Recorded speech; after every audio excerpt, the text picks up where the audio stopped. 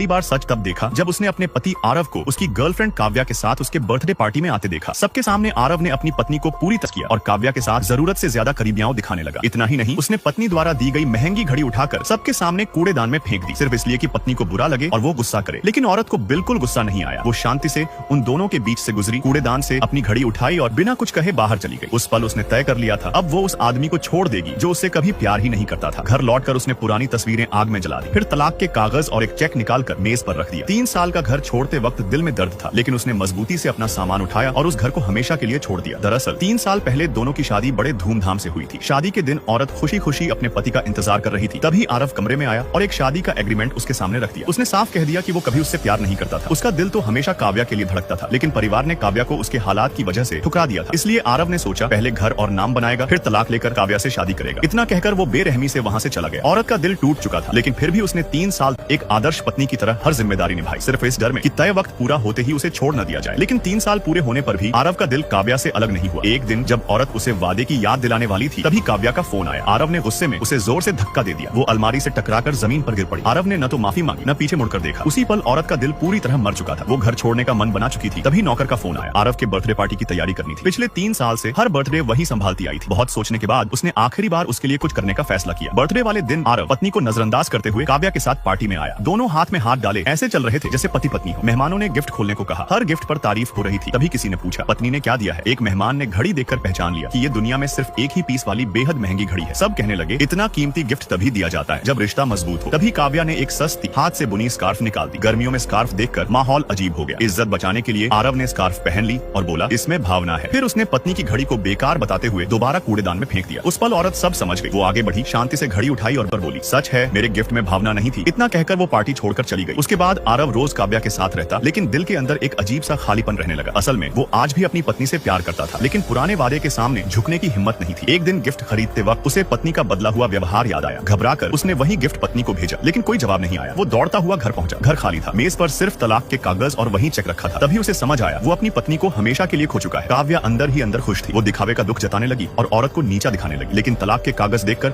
आरव टूट चुका था। शराब के नशे में उसने सहायक को पत्नी का पता ढूंढने भेजा। रातों रात वो उसके घर पहुंचा। दरवाजा खुलते ही औरत पीछे हट गई। आरव जबरदस्ती अंदर घुसा और वापस चलने को कहा। औरत ने साफ कहा अब हमारे बीच कोई रिश्ता नहीं है। तभी काव्या का फोन आया। आरव बिना कुछ सोचे वहाँ से चला गया। औरत समझ गई हर बार की तरह इस बार भी वही हुआ। इस बार उसने तय कर लिया अब पीछे मुड़कर नहीं देखेगी। अगले दिन वो अपनी सहेली से मिली और विदेश जाकर नया बिजनेस शुरू करने का फैसला किया। कुछ समय बाद जब आरव फिर उसके घर पहुंचा तो घर खाली था। मकान मालिक ने कहा अब यहाँ कोई नहीं रहता और उसी पल आरव को एहसास हुआ सब कुछ खत्म हो चुका था।